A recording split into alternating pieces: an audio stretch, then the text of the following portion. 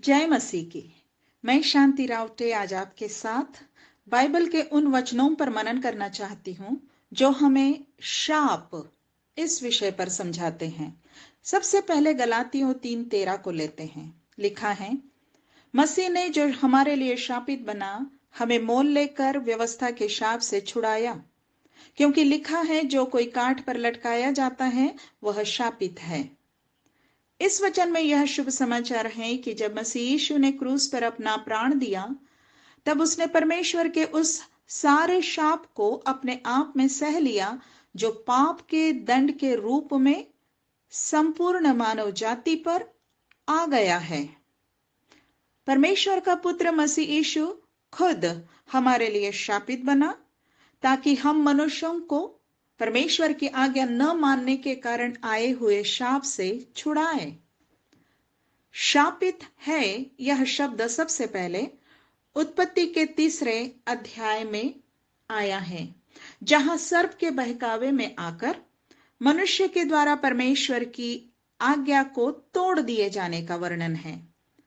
वचन 14 में परमेश्वर ने सर्प को दंड देते हुए कहा, तू सब घरेलू पशुओं और सब बनेले पशुओं से अधिक शापित है। वचन 17 में परमेश्वर ने आदम से कहा, भूमि तेरे कारण शापित है। उत्पत्ति के 1 अध्याय में सृष्टि की रचना करते समय परमेश्वर ने 7 बार कहा था, अच्छा है, अच्छा है। 7वें बार तो कहा था, बहुत अच्छा है, अर्थात लाभदायक, गुणकारी और समृद्ध है। परंतु अब उसी सृष्टि में भूमि को मनुष्य के पाप के कारण शापित होना पड़ा था। और रोमियो 8 वचन 20 और 21 में जो बताया गया है कि सृष्टि परमेश्वर की ओर से व्यर्थता के अधीन की गई, तो वह मनुष्य के इसी पाप के कारण शापित ठहरी है।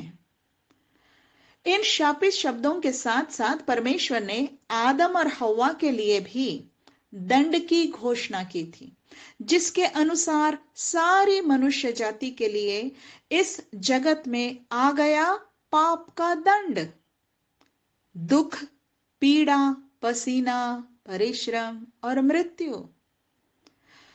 परमेश्वर ने आदम से कहा, तू मिट्टी तो है और मिट्टी ही में फिर मिल जाएगा। परमेश्वर ने आदम से पहले ही कहा था कि जिस दिन तू उसका फल खाए उसी दिन अवश्य मर जाएगा। यह संकेत आत्मिक मृत्यु दंड की ओर था। यह आत्मिक रीति से परमेश्वर की महिमा से रहित हो जाने का दंड है। इसी दंड का परिणाम था कि फल खाते ही आदम और हव्वा को अपनी नग्नता दिखाई दी। पाप का दंड यह भी हुआ कि परमेश्वर ने उन्हें अदन की बाग से निकाल दिया, अर्थात अपनी साक्षात उपस्थिति से मनुष्य को दूर कर दिया। दंड की श्रृंखला में वचन 15 में दिया गया दंड शैतान के लिए था, क्योंकि शैतान ने ही सर्प के माध्यम से हव्वा को बहकाया था। परमेश्वर ने कहा, मैं तेरे और इस स्त्री के बीच में और तेरे वंश और इसके वंश के बीच में बैर उत्पन्न करूंगा। वह तेरे सिर को कुचल डालेगा और तू उसके एड़ी को डसेगा। इसमें परमेश्वर यह तो बता रहा था कि शैतान सर्वदा मनुष्य जाति का शत्रु ही बना रहेगा, परंतु परमेश्वर मनुष्य के लिए यह आश्वासन भी दे रहा था कि एक ऐसा उद्धारकर्ता आएगा जो शैतान को निकम्मा कर देगा, ताकि शैतान के फंदे से मनुष्य स्वतंत्र हो सकेगा। आज हम जानते हैं कि यह भविष्यवाणी उद्धारकर्ता मसीह यीशु के संबंध में थी। उत्पत्ति की पुस्तक में अगला शापित शब्द अध्याय 4 वचन 11 में आया है। यहां परमेश्वर ने कैन को हाबिल की हत्या करने का दंड देते हुए कहा था, अब भूमि जिसने तेरे भाई का लोहू तेरे हाथ से पीने के लिए अपना मुंह खोला है, उसकी ओर से तू शापित है। और परमेश्वर ने कैन को यह भी कहा कि तू पृथ्वी पर बहेतू और भगोड़ा होगा। इसका अर्थ यह था कि अब कैन परमेश्वर की दृष्टि के आड़ में रहेगा, अर्थात परमेश्वर की जो भी उपस्थिति उस समय आदम और उसके परिवार के लिए उपलब्ध थी, उससे भी कैन और भी दूर निकाल दिया गया। पुनः एक बार स्पष्ट होता है कि शापित ठहरना यह मनुष्य के अपने पाप और अधर्म का दंड है। फिर शाप का अगला उल्लेख उत्पत्ति अध्याय 5 वचन 29 में मिलता है। लिखा है कि आदम से 10वीं पीढ़ी में जब नूह का जन्म हुआ तो उसके पिता ने उसका नाम यह कहकर नूह रखा कि यहोवा ने जो पृथ्वी को शाप दिया है उसके विषय यह लड़का हमारे काम में और उस कठिन परिश्रम में जो हम करते हैं हमको शांति देगा। नूह के नाम का अर्थ शांति या छुटकारा होता है।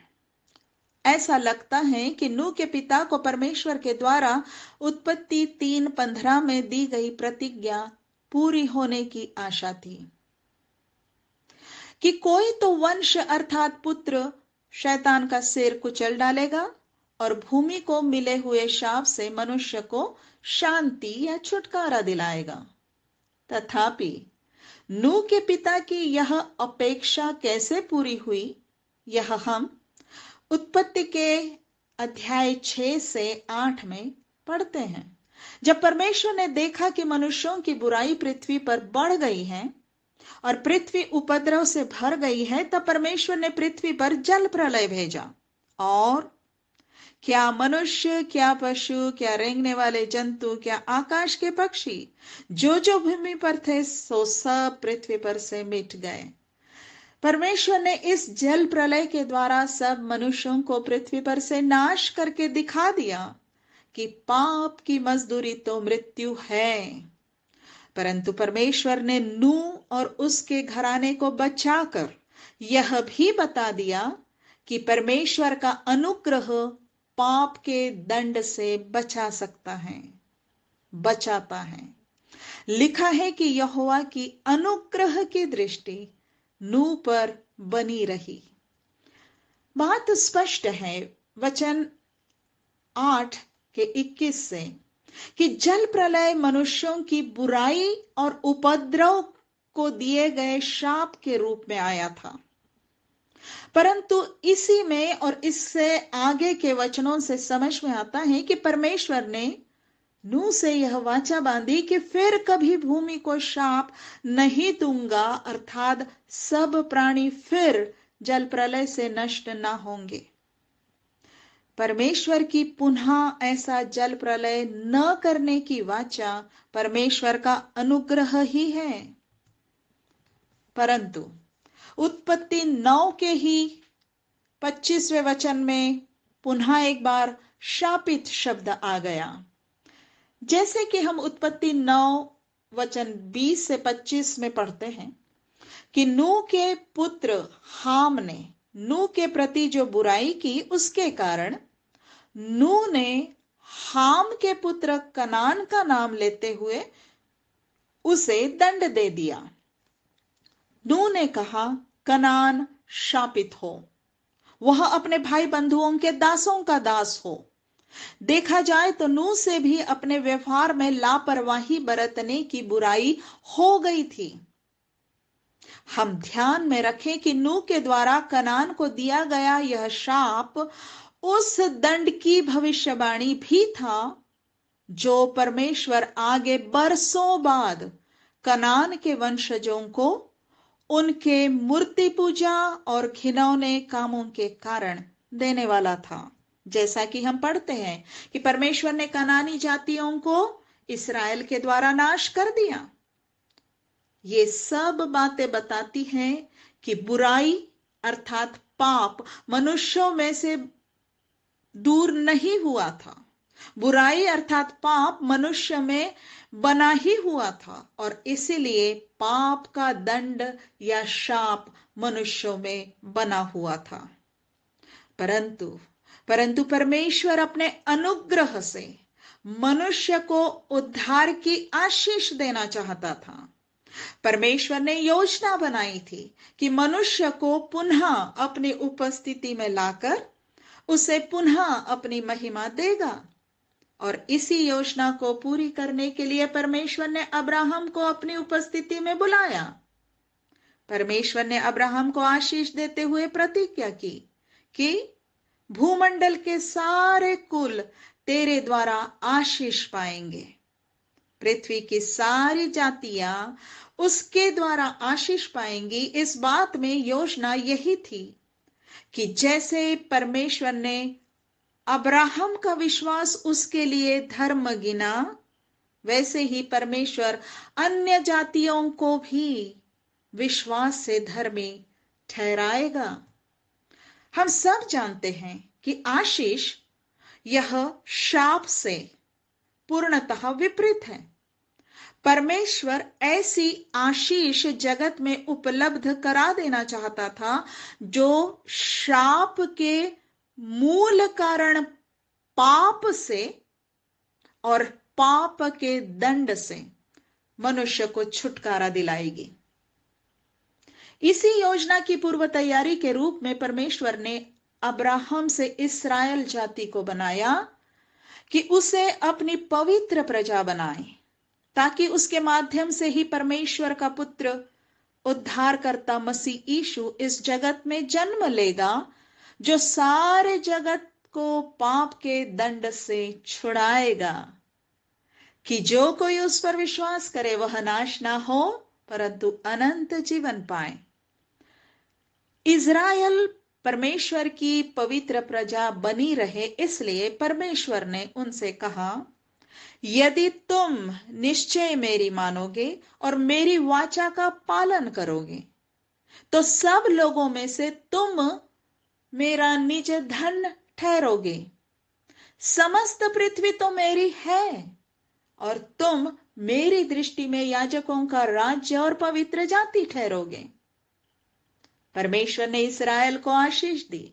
परमेश्वर ने इस्राएल को आशीषित लोग ठहराया।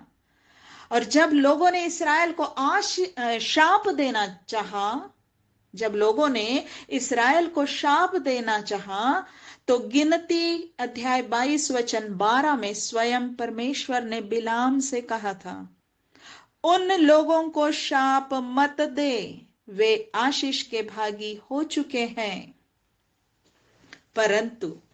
परंतु इस्राएल परमेश्वर की योजना में परमेश्वर की आशीष को पाते रहे, इसलिए उन्हें परमेश्वर की उन आज्ञाओं का पालन करते रहना था जो परमेश्वर ने उन्हें मूसा के द्वारा व्यवस्था के रूप में दी थी। व्यवस्था विवरण 28 वचन 8 और 9 में परमेश्वर ने इस्राएल से कहा था, जो देश तेरा परमेश्वर यहोवा तुझे देता है उसमें वह तुझे आशीष देगा, यदि तू अपने परमेश्वर यहोवा की आज्ञाओं को मानते हुए उसके मार्गों पर चले। परंतु वचन 15 में परमेश्वर ने ही शाप की चेतावनी देते हुए कहा था, यदि तू अपने परमेश्वर यहोवा की बात ना सुने और उसकी सारी आज्ञाओं और विधियों के पालने में जो मैं आज सुनाता हूं चौकसी नहीं करेगा, तो ये सब शाप तुझ पर आ पड़ेंगे। परमेश्वर इस्राएल को आशीष देगा या शाप देगा, यह इस बात पर निर्भर था कि वे उसकी व्यवस्था में दी गई सारी आज्ञाओं का पालन करेंगे कि नहीं करेंगे। व्यवस्था विवरण 27 वचन 26 में परमेश्वर ने कहा था, शापित हो वह जो इस व्यवस्था के वचनों को मानकर पूरा ना करें। इस प्रकार इस्राएल आशीषित होकर भी एक ऐसी व्यवस्था के अधीन रखे गए थे कि मात्र उसे पूरा कर मानने से ही वे आशीषों को पा सकते थे। व्यवस्था को न मानने का दंड उन्हें शापित ठहराता था। व्यवस्था उन्हें मात्र आज्ञाएं बताती थी, परंतु आज्ञाओं को मानने की सामर्थ्य नहीं देती थी। व्यवस्था में कुल 600 से अधिक आज्ञाएं थी। उनमें से यदि एक में भी वे चूक जाते तो दंडित या शापित ठहरा दिए जाते थे। अवश्य था कि परमेश्वर की ओर से ही कुछ ऐसा किया जाए जो इस्राएल को इस व्यवस्था के शाप से छुड़ाए।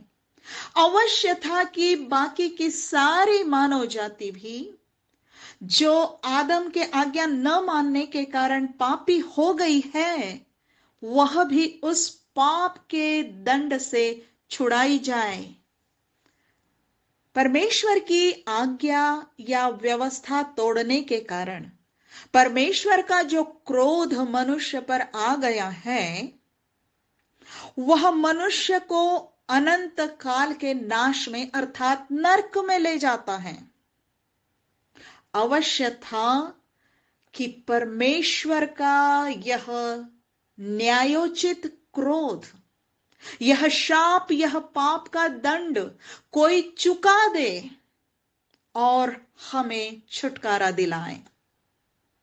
प्रियो, जब मसीह यीशु ने क्रूस पर अपना प्राण दिया तब उसने यही किया, क्योंकि तब वह हमारे ही अपराधों के कारण घायल किया गया, वह हमारे अधर्म के कामों के हेतु कुचला गया, हमारी ही शांति के लिए उस पर ताड़ना पड़ी। हमारी शांति के लिए अर्थात हमें हमारे पाप के दंड से छुटकारा देने के लिए। रोमियो 3:26 के अनुसार अब उस छुटकारे के द्वारा जो मसीह यीशु में है, हम सेतमेत धर्मी ठहराए जाते हैं, अर्थात हमारे पाप क्षमा कर दिए जाते हैं। हम यीशु में विश्वास करने से धर्मी ठहराए जाते हैं, और इसीलिए रोमियो 8:1 में कह दिया गया है कि मसीह यीशु में विश्वास करने से अब हम पर पापों के दंड की आज्ञा नहीं है। अब मसीह पर विश्वास करने वाले उस व्यवस्था के शाप के अधीन नहीं हैं, जिसकी एक आज्ञा को भी तोड़ना मनुष्य को शापित ठहरा देता है। यही तो कहा गया है गलातियों 3:13 और 14 में, मसीह ने जो हमारे लिए शापित बना, हमें मोल लेकर व्यवस्था के शाप से छुड़ाया, क्योंकि लिखा है जो कोई काठ पर लटकाया जाता है वह शापित है। यह इसलिए हुआ कि अब्राहम की आशीष मसीह यीशु में अन्य जातियों तक पहुंचे और हम विश्वास के द्वारा उस आत्मा को प्राप्त करें जिसकी प्रतिज्ञा हुई है।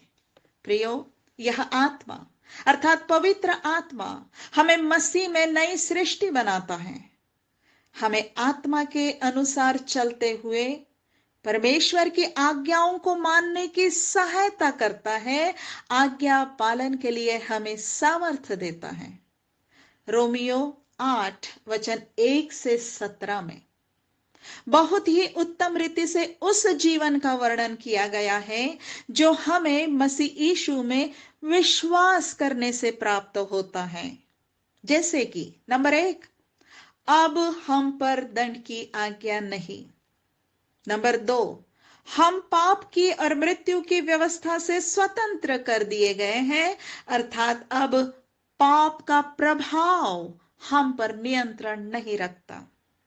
नंबर 3, परमेश्वर का आत्मा हम में बसता है, इसलिए अब हम शारीरिक दशा में नहीं परंतु आत्मिक दशा में हैं।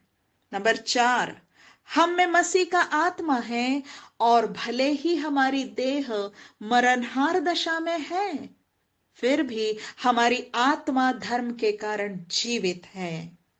नंबर 5, परमेश्वर हमारी मरणहार देहों को भी वैसे ही जिलाएगा जैसे कि उसने मसीह को मरे हुओं में से जिलाया। नंबर 6, हम परमेश्वर की संतान हैं। नंबर 7, हम परमेश्वर के वारिस और मसीह के संगी वारिस हैं और हम मसीह के साथ महिमा पाएंगे।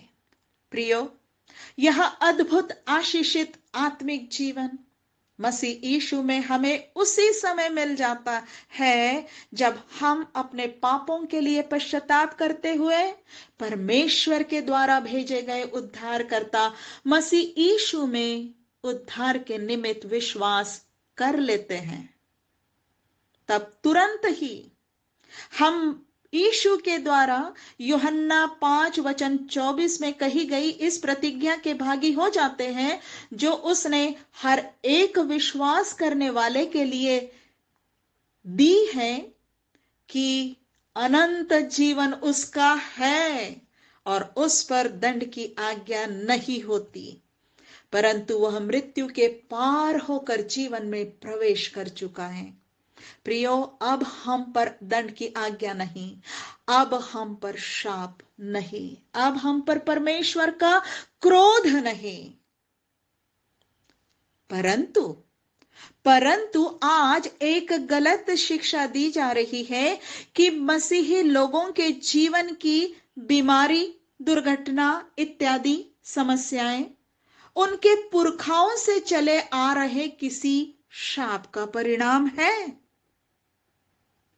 और फिर सिखाया जाता है कि मसीहियों को भी किसी विशिष्ट प्रार्थना या उपवास या प्रयास से अपने जीवन के उस पीढ़ीगत शाप को तोड़ना आवश्यक है। ऐसा कहते हुए यह शिक्षा मसीह के क्रूस पर के बलिदान को व्यर्थ ठहराती है। मसीह में उद्धार पाए हुए मसीहियों पर यह शिक्षा बिल्कुल लागू नहीं होती है। इस शिक्षा के लिए सिखाने वाले निर्गमन 20:5 का सहारा लेते हैं, जिसमें परमेश्वर ने कहा है, क्योंकि मैं तेरा परमेश्वर यहोवा जलन करने वाला ईश्वर हूं और जो मुझसे बैर रखते हैं उनके बेटों, पोतों और परपोतों को भी पितरों का दंड दिया करता हूं। प्रियो, हम इस वचन से संबंधित 2 बातें जान लें। नंबर 1, दंड की यह चेतावनी इस्राएल को विशिष्ट रीति से मूर्ति पूजा के पाप के संबंध में दी गई थी। नंबर 2, इस वचन में पीढ़ीगत शाप की कल्पना से अधिक पीढ़ीगत पाप की चेतावनी है कि यदि इस्राएल में मूर्ति पूजा का पाप पीढ़ी दर पीढ़ी चलता रहेगा तो परमेश्वर उनके बेटों, पोतों और परपोतों को भी वैसा ही दंड देगा जैसा वह उनके पितरों को देता था। निर्गमन 20:5 में यह चेतावनी देने के पहले वचन 3 और 4 में परमेश्वर ने इस्राएल को 10 आज्ञाओं में की पहली 2 आज्ञाएं दी थी। नंबर 1, तू मुझे छोड़ दूसरे को ईश्वर करके ना मानना। नंबर 2, और तू अपने लिए कोई मूर्ति खोद कर ना बनाना। इन आज्ञाओं को तोड़ने पर उनका पाप यही होता कि वे यहोवा परमेश्वर से बैर करते हैं और तब वचन 5 में बताया गया कि तब परमेश्वर उन्हें इसका दंड देगा। ध्यान दे प्रियो कि इस दंड को बताने के तुरंत बाद ही अगले वचन अर्थात निर्गमन 20:6 में परमेश्वर ने कहा था, और जो मुझसे प्रेम रखते और मेरी आज्ञाओं को मानते हैं उन हजारों पर करुणा किया करता हूं। प्रियो, इस वचन में परमेश्वर ने पीढ़ी शब्द का उपयोग नहीं किया, इसमें मात्र हजारों पर इस शब्द का उपयोग करके परमेश्वर कहना चाह रहा है कि जब लोग व्यक्तिगत रीति से किसी भी पीढ़ी में जब लोग व्यक्तिगत रीति से परमेश्वर से प्रेम करते हैं और उसकी आज्ञाओं को मानते हैं तो ऐसे एक एक करके हजारों लोगों के व्यक्तिगत जीवनों में परमेश्वर करुणा किया करता है। तब परमेश्वर उन्हें उनके पितरों के पाप का दंड नहीं देता है। परमेश्वर केवल दोषी को दंड देता है। यहेजकेल 18 वचन 20 और 21 में परमेश्वर कहता है, जो प्राणी पाप करे वही मरेगा, ना तो पुत्र पिता के अधर्म का भार उठाएगा और न पिता पुत्र का। धर्मी को अपने ही धर्म का फल मिलेगा। परंतु यदि दुष्ट जन अपने सब पापों से फिरकर मेरी सब विधियों का पालन करे और न्याय और धर्म के काम करे, तो वह न मरेगा वरन जीवित ही रहेगा। तो प्रियो, हमारे पूर्वजों ने जीवित परमेश्वर से बैर करने का और उसकी आज्ञाओं को न मानने का जो भी पाप किया रहा होगा, परंतु यदि हमने व्यक्तिगत रीति से अपने पापों की क्षमा के लिए उद्धारकर्ता मसीह यीशु में विश्वास कर लिया है, हमने अपने पापों से पश्चाताप किया है और उद्धारकर्ता मसीह यीशु में विश्वास कर लिया है, तो मसीह यीशु में हमें व्यक्तिगत रीति से पाप के दंड से, शाप से, परमेश्वर के क्रोध से छुटकारा अर्थात उद्धार मिल गया है। अब हमें किसी भी शाप को मानते हुए किसी भी छुटकारे के लिए किसी अन्य उपाय को करने की आवश्यकता नहीं है। तो प्रश्न मन में जरूर आएगा कि फिर विश्वासी मसीहियों पर बीमारियां, दुख, तकलीफें क्यों आती है? यदि ये शाप का परिणाम नहीं है तो क्या है? इसका उत्तर हमें रोमियो 8 वचन 17 से 23 में मिलता है। इन वचनों में हमारे उद्धार के बाद के पृथ्वी पर के वर्तमान जीवन की सच्चाइयां बताई गई हैं। दुख से संबंधित सच्चाइयां बताई गई हैं। नंबर 1, वचन 17 में सच्चाई है कि यह परमेश्वर की ओर से नियुक्त है कि हम परमेश्वर की संतान होकर भी इस जगत में दुख उठाएं, वरन यह कि हम मसीह के साथ दुख उठाएं। वचन 18 के अनुसार यह सच्चाई है कि हमें इस जगत में दुख और क्लेश होते हैं। वचन 23 के अनुसार यह सच्चाई है कि इस जगत में हम कराहते हैं और अपने देह के छुटकारे की बाट जोहते हैं। मतलब अभी हमें इस वर्तमान जगत में देह के कष्टों से छुटकारा नहीं मिला है।